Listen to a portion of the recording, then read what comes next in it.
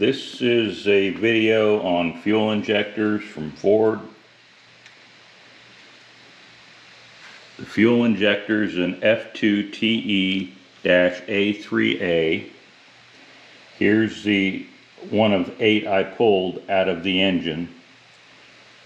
That's the way the connector looks. You can see the upper end, the little filter, one of the O-rings, the end cap. You can see how all these, everyone came out pretty hard, but it's been in the truck since 1993.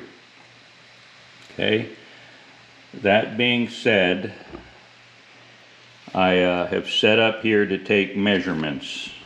This is from cylinder number 8, and I use the old connector which broke, basically the bake light, and I got these new injector connectors here. I got 2 of them, and I'll be reworking the harness here a little later. The part number for those connectors is this right here, a 2-18457. Okay, and have it connected. We're measuring resistance through the circuit to begin with, and it is 14.7 ohms. I measured all of these and they're the same, 14.7 ohms. Now we're going to do another test. Here's what I have, basically cylinders 1 through 8, and they all measured exactly the same. On this side, typically the way it works is there's a battery, basically it's 12.7 as I measured it here. And the coil is the fuel injector. There's typically a transistor that's controlled by the ECU sends a pulse to get the injector to fire off. I'm having trouble because of the electromotive kickback, but let me try and show you what it does with the scope. This is a current probe, and it's connected. You got the battery, and if you listen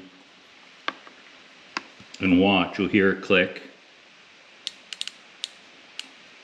and you'll see the voltage, but the kickback is that other noise you see, and there's no way I can straighten it out without more circuitry. But the thing is I heard the clicking sound. Now I'm going to go through the other rest of the injectors. Number 6.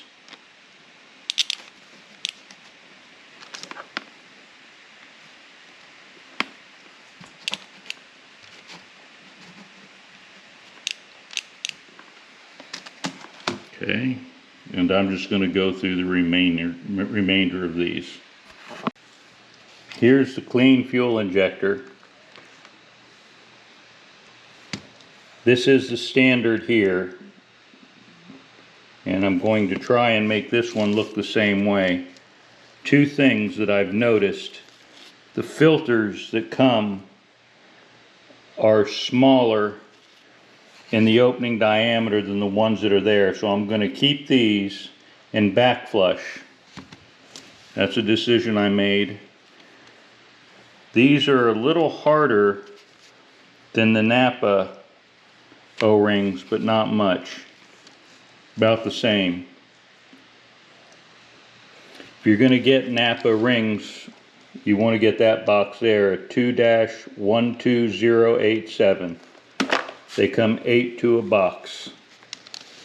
So let me get on to working this. Okay, that did not come off easy. I do notice that this is more pliable. So let me get this off. Put this back on. Oh, if you want to see what the end of that looks like, it's right there. There's 4 jets. I don't know if you can see them, but there are 4 mini jets in there. If you look towards the white center part, you may be able to see 4 of them. kind of in across, up, down, left, right.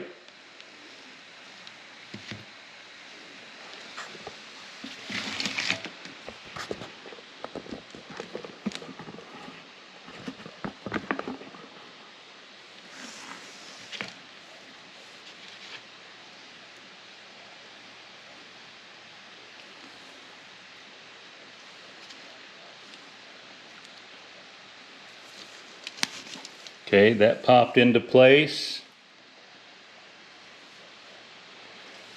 And now I'm going to put in the NAPA.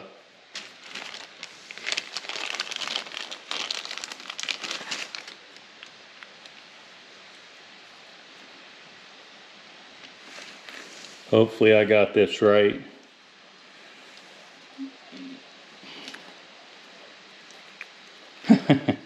One more time.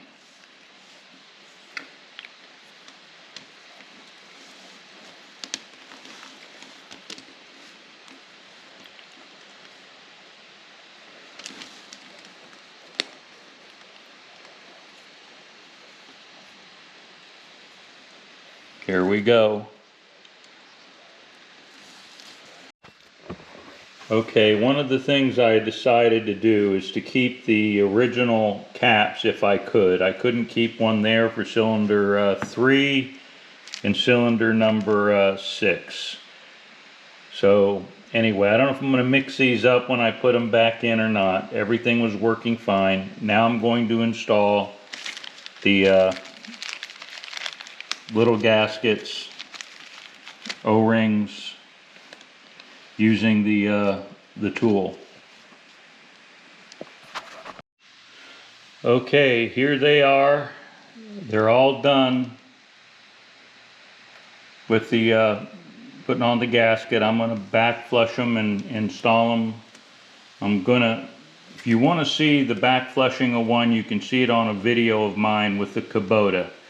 The Kubota will not start, and you can see how you can back flush one of these. I'm not going to show you this. And yeah, that's it. I'll show you another video when I install them. That's the next one.